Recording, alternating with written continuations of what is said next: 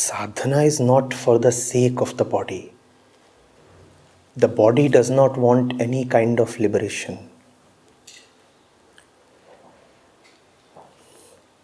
All that the body wants is food, rest,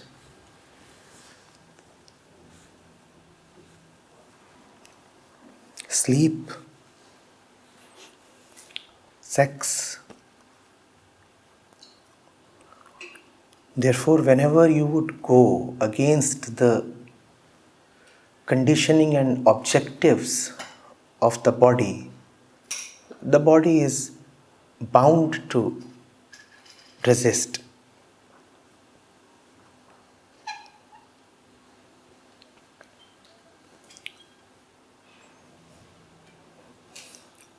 Obviously, sadhana requires a fit body.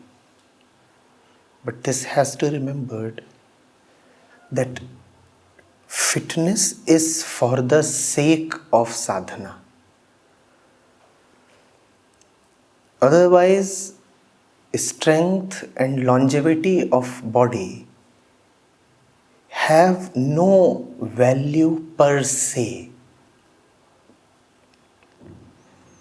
The body is like an instrument or a vehicle.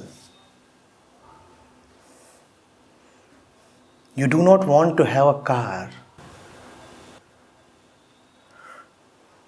that is serviced, fueled, polished, maintained, but never used.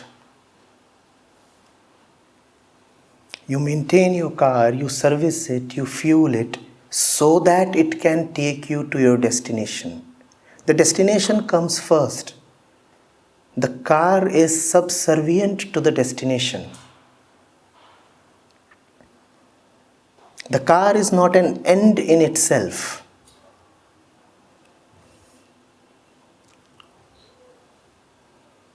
However, there are many who would compromise on the destination for the sake of the vehicle.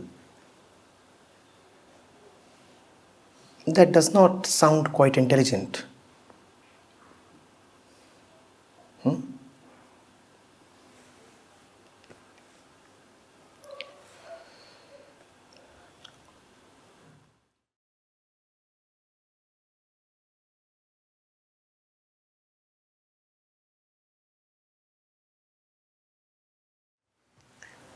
There is nothing called my high self. The high self is not yours. If the high self is really high, how can it be yours? You don't have two selves, one high self and one low self. True self is really a misnomer. The true self is not personal. The true self does not belong to you, not yours. You can't say it's mine. It is unknowable, unthinkable, untouchable, unimaginable. You can say nothing about it. You are the low self who can at best simply surrender to the truth. The truth is also what is sometimes called as the true self or the high self in your words. The little self must not even talk of the truth. It can just bow its head down. When you say, I want to be the true self that observes all the little activity, you are saying something about the true self, right? You can say something about anything only if you can observe that thing, right?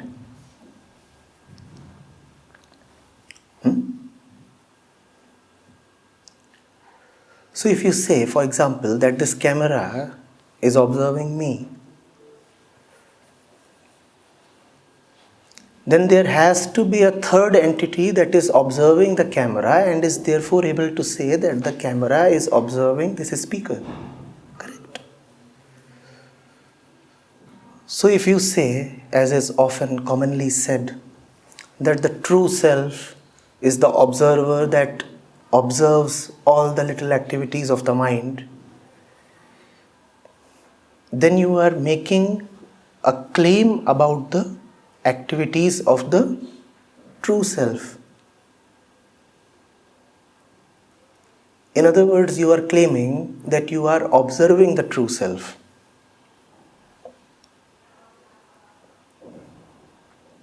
You can observe something only if you are behind it.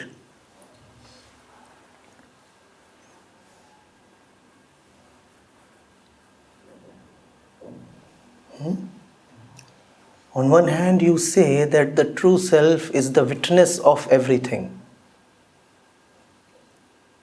On the other hand, you say that the witness is witnessing, the witness is not witnessing, and such things about the witness. Who is a witness by definition? Who sees everything but can itself never be seen. It would be a poor witness who is witnessed. When you talk about the true self, you are actually talking of witnessing the witness. Don't you see how absurd that is? But we want to keep talking about witnessing and true self and such things. This is nothing but the ego's attempt to lay its hand, its small and dirty hands, even upon the truth. So much talk about witnessing. Only the witness can say something about witnessing. But the witness, by his very nature, would not be interested in saying anything. Who are we to talk about witnessing?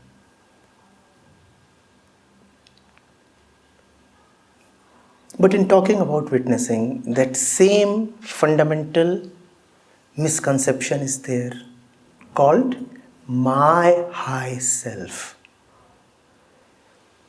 As far as we are concerned, there is only the small self, the low self, in your words.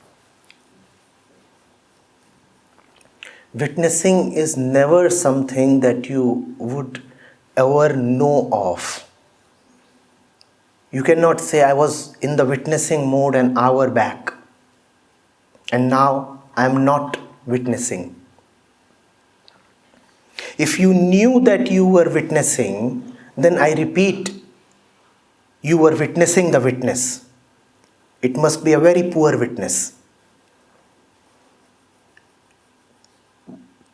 So here is the event, here is the witness of the event, and here are you, witnessing both the event and the witness.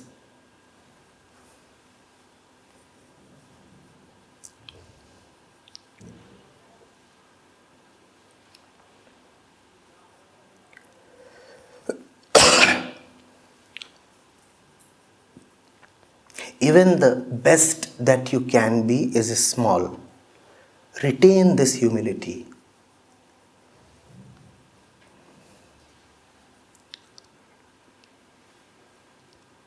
This humility is far more important than concepts like witnessing. Keeping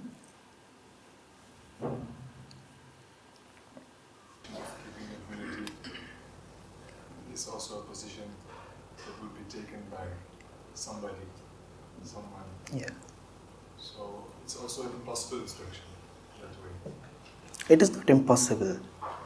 Because someone or somebody, we inexorably, inevitably are.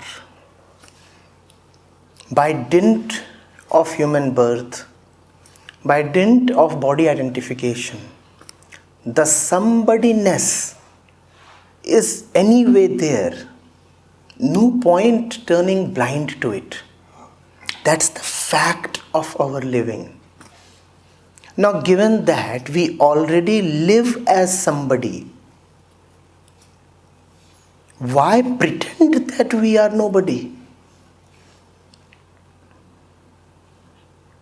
Anshu was telling me he met a lady and asked her name. And she was returning from some satsang and she said, I am nobody.